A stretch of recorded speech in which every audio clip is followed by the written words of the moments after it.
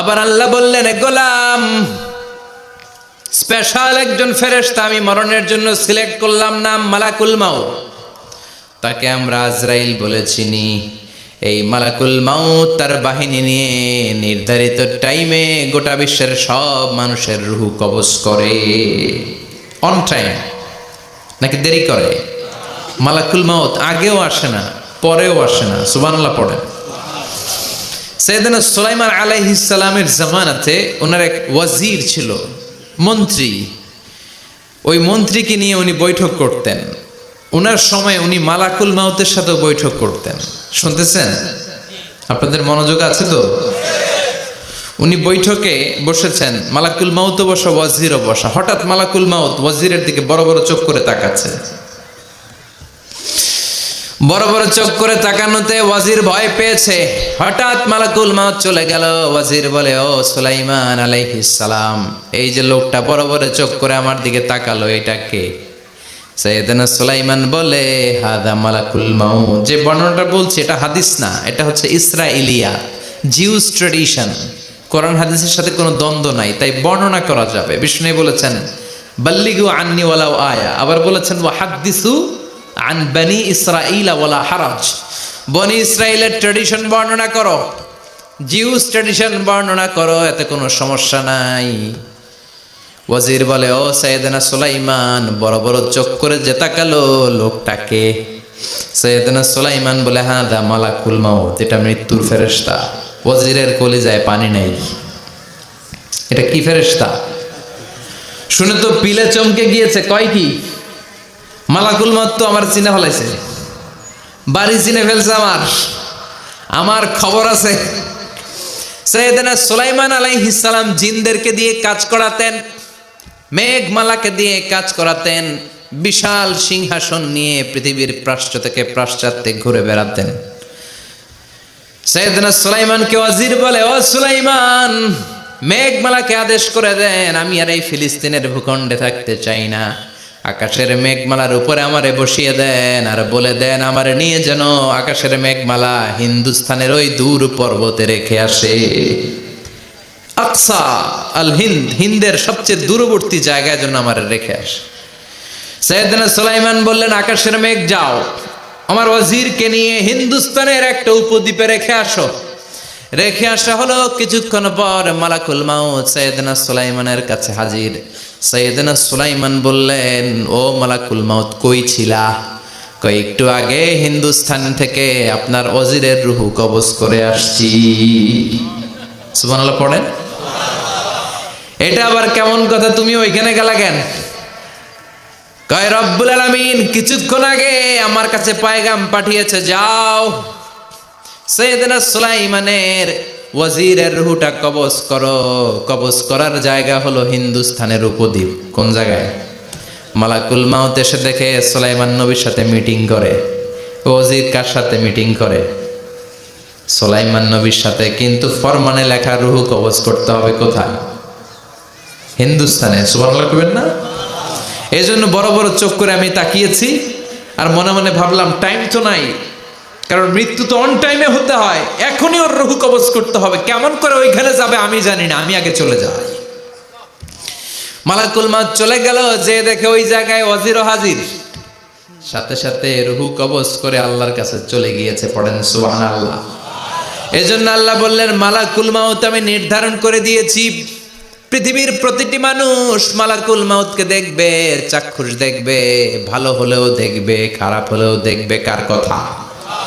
ভালো মানুষ যদি হয়, আল্লাহওয়ালা যদি হয়, ইসলাম প্রিয় যদি হয়, ডান পন্থে যদি হয়, মৃত্যুর সময় মালাকুল মাউত আলা সূরাতি শাবিন আলা আহসানি সূরা, একজন যুবকের আকৃতিতে চমৎকার ধবধবে সাদা একটা জুব্বা পরে, জান্নাত থেকে জান্নাতি কাফন নিয়ে, হানুত মিন হানুতিল জান্নাত, জান্নাতের সুগন্ধি নিয়ে মুমূর্ষু রোগীর মাথার সামনে এসে বসে যায়, আর দেহটার ইঙ্গিত করে বলে, ইয়া আইয়াতুহান নাফসুত তাইয়্যিবা, ও পবিত্র আত্মা।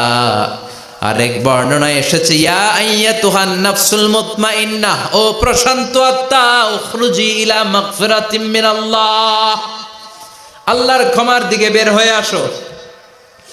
উখরুজি ইলা মাগফিরাতিম মিনাল্লাহি ওয়া রিদওয়ান, আল্লাহর ক্ষমার সন্তুষ্টির দিকে রুহটা বের হয়ে আসো।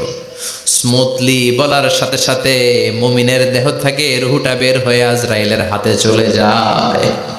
স্মুথলি বলার সাথে সাথে স্বাচ্ছন্দ্যে আনন্দে মুমিনের দেহ থেকে রুহটা সা করে বের হয়ে মালাকুল মাউতের হাতে এসে পড়েন সুবহানাল্লাহ। আল্লাহ এমন মৃত্যু তুমি আমাদের নসিবে রেখে দিও, চিৎকার করে পড়েন আমিন। আর যারা ইসলাম মানে নাই, আর যারা কোরআন মানে নাই, আর যারা দিন কায়েমের আন্দোলন করে নাই, দিনকে ভালোবাসে নাই, বাম আর রামপন্থী ছিল, নাস্তিক ছিল, ইসলাম বিরোধী ছিল, তাদের কাছেও মালাকুল মাউত আসে কি আসে না? চিল্লায় বলে না, আসে কি আসে না? তাদের কাছেও আসে, কিন্তু আলা সূরাতি আকবাহি রাজুল, একজনের চেহারা যত ভয়ঙ্কর হতে পারে, যত নিকৃষ্ট হতে পারে, এরকম ভয়ঙ্করতম নিকৃষ্ট দুর্গন্ধওয়ালা একটা চেহারা নিয়ে আসে। রিজলাহু ফিল আরদ, পা থাকে জমিনে, রাসহু ফিস সামা, হাদিসের বর্ণনা, পা দুইটা জমিনে, মাথা আকাশে। এসে ধমক দিয়ে জালিমের মাথার সামনে এসে বলে, ইয়া আইয়াতুহান নাফসুল খাবিসা, হে পাপাত্তা, হে অপবিত্র আত্মা, উখরুজি ইলা সাখাতিল্লাহি ওয়া গাদাবিহি, আল্লাহর রাগের দিকে, আল্লাহর অসন্তুষ্টির দিকে বের হয়ে আয়। মালাকুল মাউতের এই অর্ডার পাওয়ার সাথে সাথে রুহটা কিন্তু বের হয় না। মুমিনের রুহকে ডাক দিলে যেমনি স্মুথলি বের হয়, কাফিরের রুহ এভাবে বের হয় নাকি? কথা বলেন। রুহটা ডানে যায়, ফাতাতাফাররাক, একবার রুহটা ডানে যায়, আবার রুহটা বাঁয়ে যায়, আবার সামনে যায়, পায়ে যায়, হাতের মধ্যে ঢুকে ডানে বাঁয়ে যায়।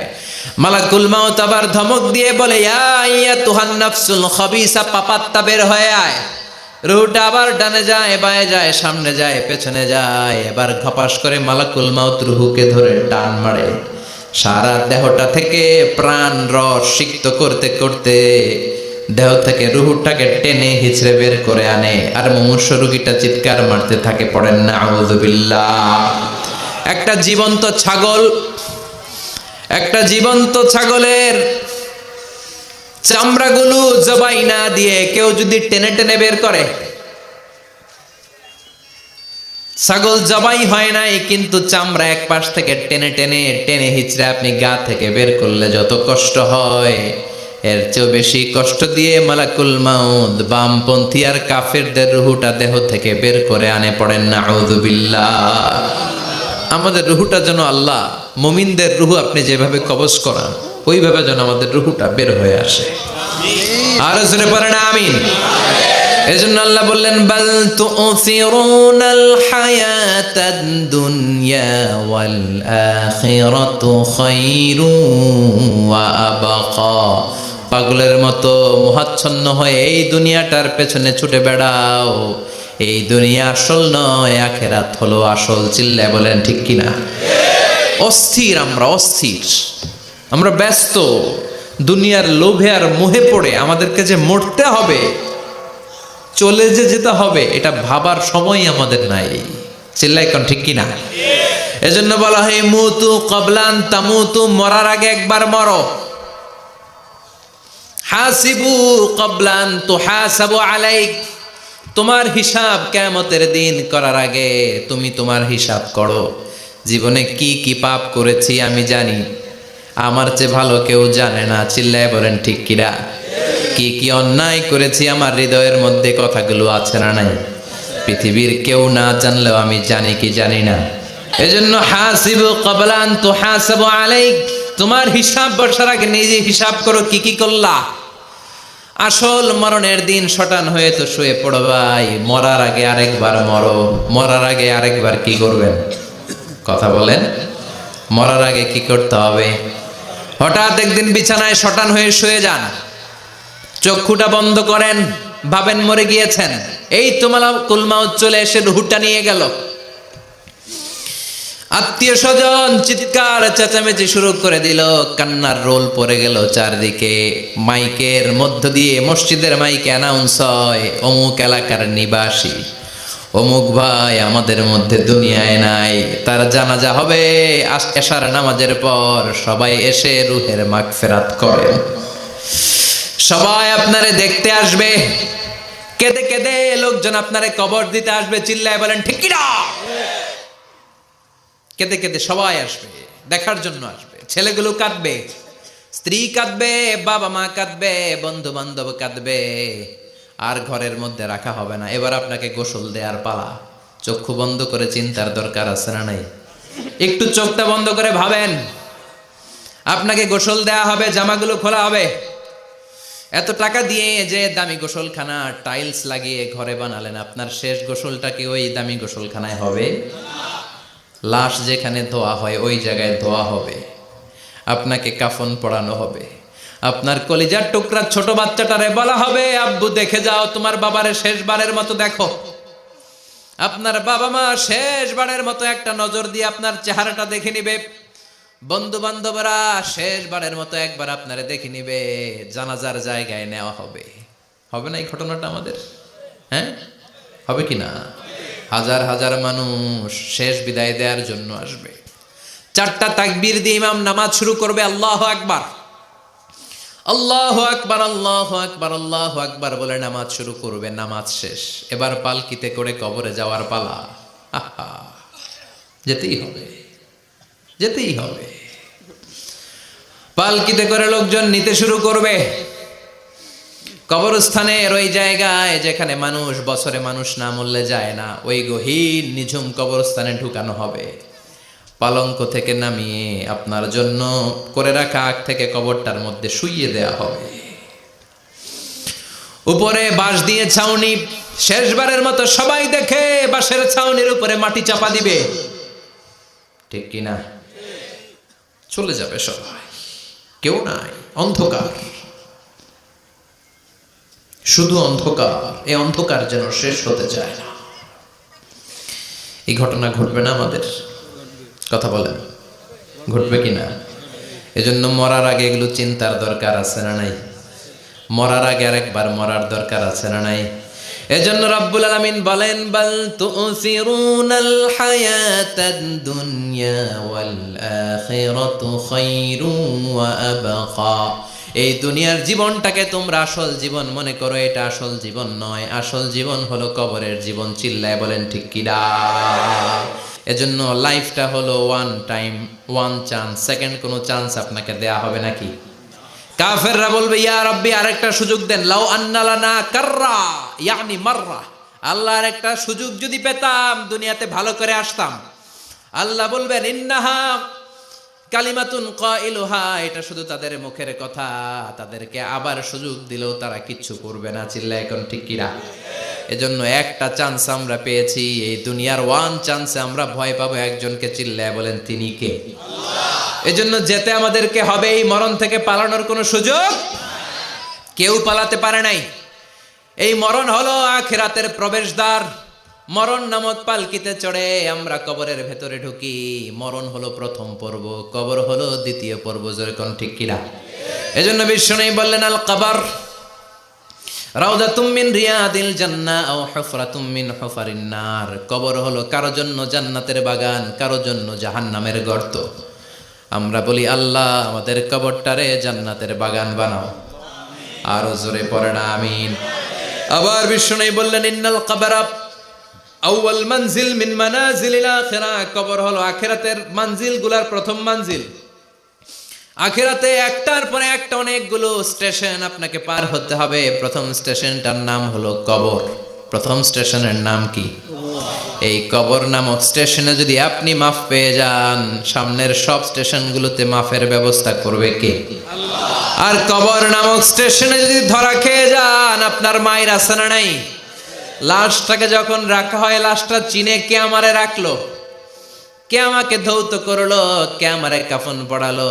এজন্য বিষ্ণুই বলেছেন, মুমূর্ষের সামনে বসে বসে পড়ো, লা ইলাহা ইল্লাল্লাহু মুহাম্মাদুর রাসূলুল্লাহ। লাকিনু মাউতাকুম লা ইলাহা ইল্লাল্লাহ। মুমূর্ষের সামনে দাঁড়িয়ে দাঁড়িয়ে পড়ো, লা ইলাহা ইল্লাল্লাহ। এই লা ইলাহা হচ্ছে জীবিতদের জন্য কালিমা, আর আমরা মরার পরে এই জিকির করি, ঠিকই না? আমাদের দেশের অনেক জায়গায় লাশ নিয়ে কবরে যাওয়ার সময় লা ইলাহা পড়ে না। না, এটা আগের জিকির, মরার আগের জিকির। মরার আগে আপনাকে অ্যানাউন্সমেন্ট দিতে হবে আল্লাহ ছাড়া কোনো ইলাহ নাই, বিশ্বনবী হচ্ছেন শেষ নবী এবং রসুল। চিল্লায় বলেন ঠিক কি না? লাশটাকে যখন রেখে দেয়া হয়, বিশ্বনবী যত মানুষকে কবরে রেখেছেন তারপরে দাঁড়িয়েছেন আর বলেছেন ইস্তাগফিরু লিআখিকুম, তোমার ভাইদের জন্য তোমরা দোয়া করো। ফাইন্নাহুল আনা ইউসআল, এখনই তাকে কবরে সওয়াল করা হবে। কবরে প্রশ্ন আছে না নাই? কথা বলেন। বিশ্বনবী খাদিজাতুল কুবরা, ওনার প্রথম স্ত্রী খাদিজাতুল কুবরা তাহেরাকে কবরের মধ্যে রেখে দিয়ে কাঁদতে শুরু করলেন, চোখের পানি ছেড়ে অনেক দোয়া করলেন। দোয়া শেষে সব সাহাবারা ঘরে ফিরে যায়, বিশ্বনবী যায় না। সাইয়েদনা আবু বকর বললেন, ও নবী চলেন ঘরে যাই। অনেক তো দোয়া করলেন, বিশ্বনবী বললেন, আবু বকর তুমি যাও, আমি যাব না। এইটা সাধারণ মহিলা না, এটা বিপদের দিনের সঙ্গিনী খাদিজা। মক্কায় যখন আমার কেউ ছিল না, খাদিজা আমারে ভুলে নাই। 3 বছর কাফিররা আমাকে জেলখানায় বন্দি রেখেছে, নাম শিয়াবে আবি তালেবের জেলখানা। আমার স্ত্রী ওই জেলখানার জীবনেও আমারে ছাড়ে নাই, আমার সাথে 3 বছর খাদিজাও জেল খেটেছে। এই একটাই মহিলা, যেই মহিলাকে আল্লাহ আরশের উপর থেকে সালাম দিয়েছে, মহিলাটার নাম খাদিজা। আল্লাহু আকবার। আমার সব সন্তান আল্লাহ খাদিজার পেট থেকে দিয়েছে।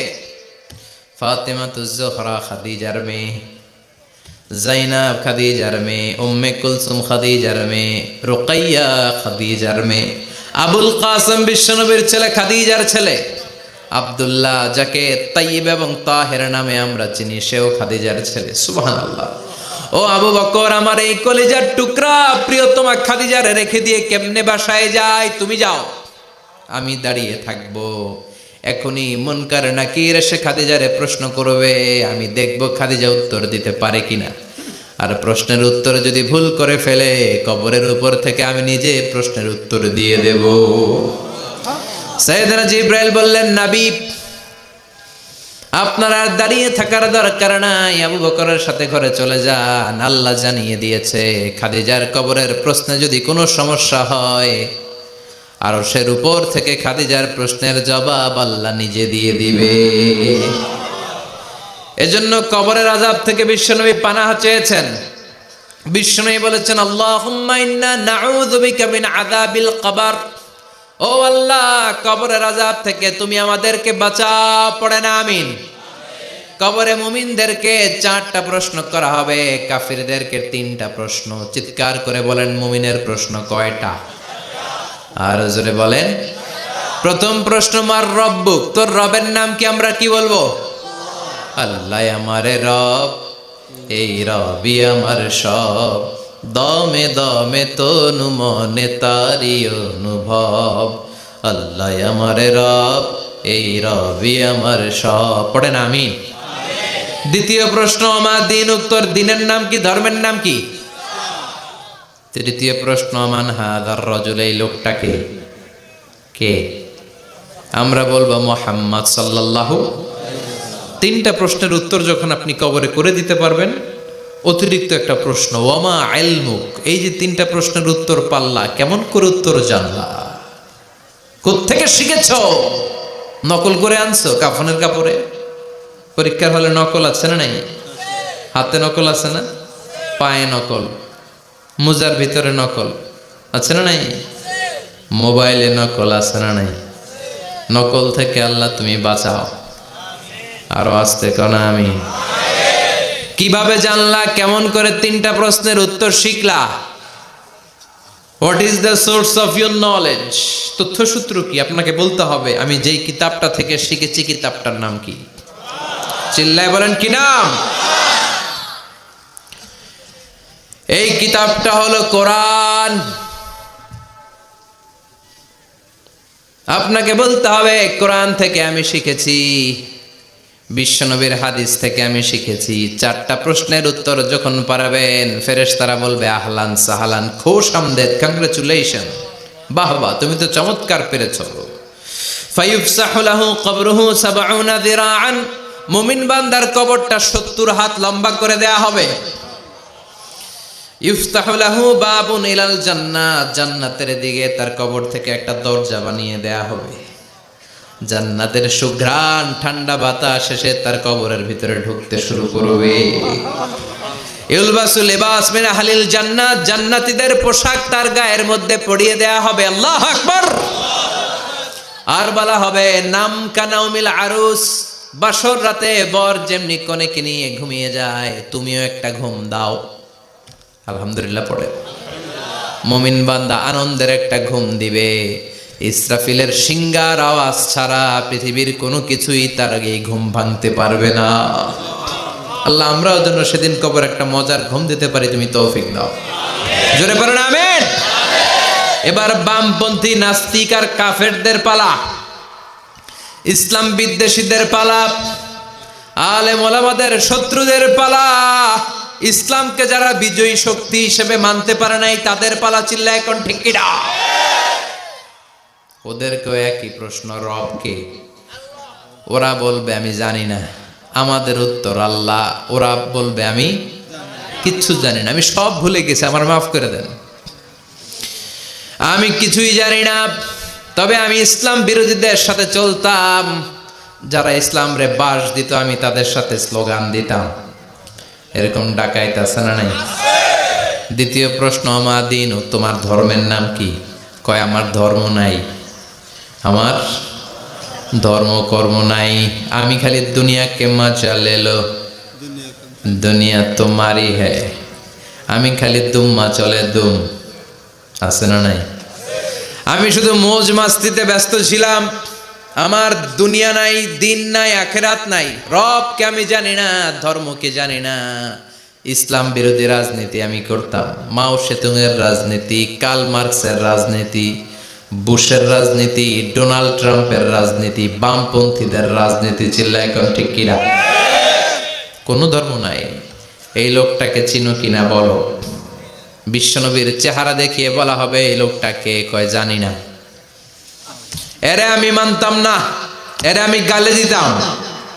এরকম জাহান্নামের নরকীট আর পিতৃ পরিচয়হীন জারদ সন্তান বাংলার দেশেও আছে না নাই? এই মহামানবটাকে গালি দিয়ে পৈশাচিক আনন্দ পায়।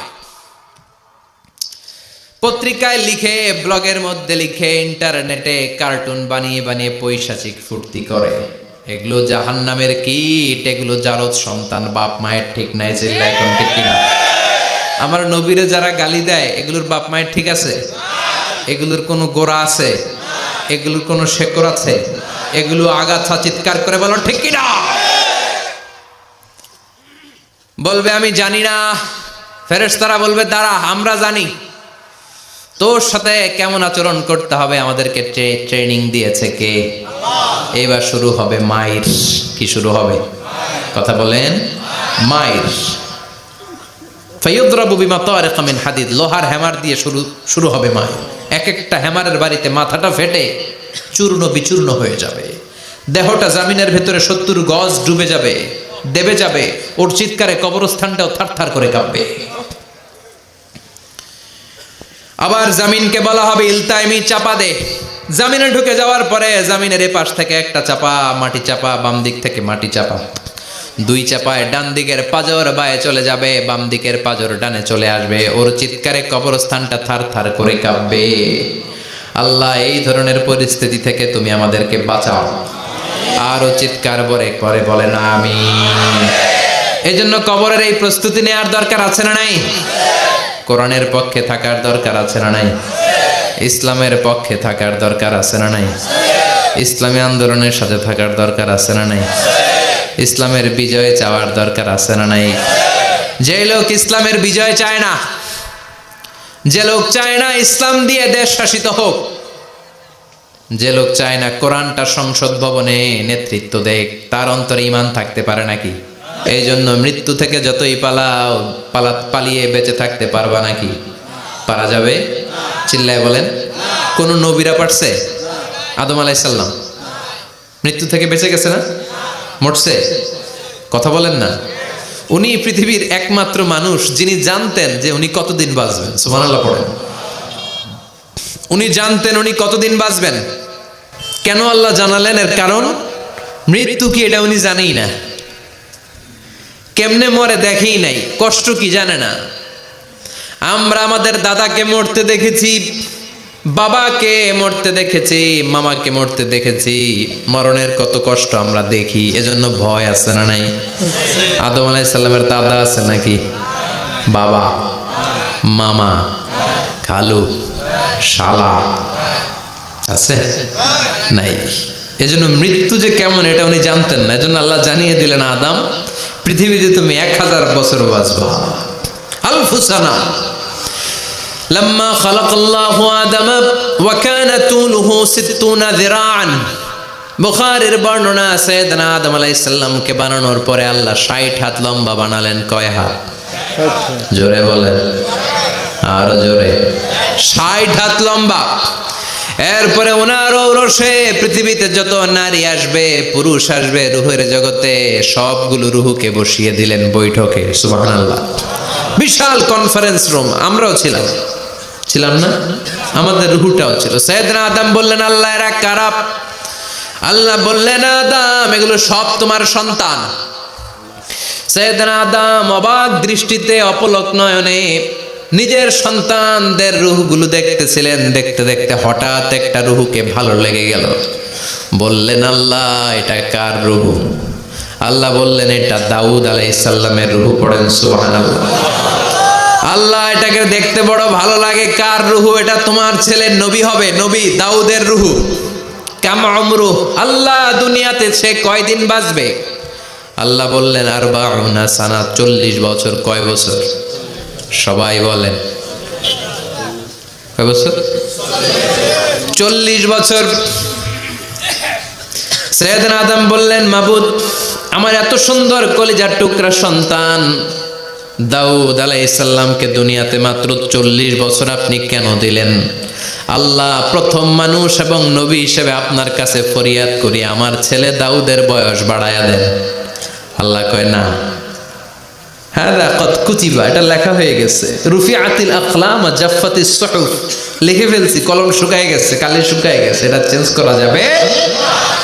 সাইয়েদনা আদম বললেন, আল্লাহ আমি বাঁচবো কয় বছর? কয় তুমি থাকবা কয় বছর? আলফু সানা, 1000 বছর। মনে আছে? আল্লাহ আমার 1000 বছরের দরকার নাই, আমি আমার 1000 বছর থেকে 60 বছর আমার ছেলে দাউদরে আমি দিয়ে দিলাম। আদম আলাইহিস সালামের 1000 বছর থেকে 60 বছর যদি দান করে দেয়, ওনার আর কত রইল? 940। আর 60 বছর যদি দাউদ নবীর 40 বছরের সাথে যোগ দেয়া হয়, উনি পেলেন কয় বছর? 100। সাইয়েদনা আদম পৃথিবীতে আসলেন, এসে থাকতে শুরু করলেন। দিন গড়িয়ে রাত আসে, মাস গড়িয়ে বছর আসে, বছর যায় বছর আসে। ঠিক 940 বছর পর মালাকুল মাউত আদম আলাইহিস সালামের কাছে আসলেন। বললেন, আনা মালাকুল মাউত উকিলা বিকুম, আপনাদের জন্য আল্লাহ আমাকে বানিয়েছে রূহ কবজ করতে। ও আদম, আবুল বাশার, পৃথিবীর প্রথম মানব, প্রথম নবী, আপনার সময় শেষ, রেডি হন। কি হন? খেলা শুরু হবে, এখনই রূহ কবজ করে নিয়ে যাব। সাইয়েদনা আদম বলে, এখন আসছো কেন? আমার আরো 60 বছর বাকি আছে। মালাকুল মাউত বলে, না, আপনি রূহের জগতে আল্লাহর কাছে আপনার সন্তান দাউদকে কয় বছর দিয়েছিলেন? 60 বছর। এজন্য 940 বছর আপনার জন্য লেখা। আমি এখন আপনার রূহ কবজ করতে চাই। সাইয়েদনা আদম বলে, আমি মানি না, আমি কাউরে দেই নাই। 60 বছর আমি দেই নাই, আমি আরো বাঁচবো, আমি আরো বাঁচবো, 60 বছর আমি বাঁচবো, আমি কি দেইতেই নাই। মিয়া যাও। মালাকুল মাউত আল্লাহর যে বলে, আল্লাহ দেয় নাই বলে, আসলে ভুলে গেছে। আসলে আফাতুল ইলমি আন নিসিয়ান, মানুষ ভুলে যায়, মানুষ বড্ড ভুলে যায়। আমরা অনেক সময় খাইয়াও কই খাই নাই। অনেক কিছু আপনি দিছিলেন কিন্তু ভুলে যাই, গলার নিচ দিয়ে নামার পরে কই তুমি কিচ্ছু দাও নাই। আছে না নাই? নাসিয়া আদম ফানাসিয়া বানু, আদম আলাইহিস সালাম ভুলে গেছেন, তাই আমরাও ভুল করি, ঠিক কি না? এজন্য আমাদের নেতারাও বলে এটা দেব ওটা দেব, নির্বাচনের পর সব ভুলে যায়। আছে না নাই? ওই যে আদম আলাইহিস সালাম ভুলছে, আমরাও ভুলে যাই। ওনাদের দোষ কি? ভুলে যায়, বেমালুম ভুলে যায়। আল্লাহ বললেন মালাকুল মাউত আর জোরাজুরি করো না, 940 নয়, ঠিক 1000 বছর পরে আদমের কাছে যাবা। আমি আমার আদমের ভাগ্যে এই জিনিসটাই রেখে দিয়েছিলাম রে মালাকুল মাউত, আমি আগ থেকে এটাই রেখেছি। আমি জানতাম সে ভুলে যাবে, চিল্লা এখন সুবহানাল্লাহ। তার মানে পৃথিবীর সবচাইতে লম্বা মানুষ, 60 হাত লম্বা, এত শক্তিশালী আদম আলাইহিস সালাম শ্রীলঙ্কাতে প্রথম নেমেছিলেন, 1 লাফ দিলে আধা মাইল চলে যাইতেন। সুবহানাল্লাহ। কি লম্বা মানুষ, থাকতে পারছে? কথা নাই।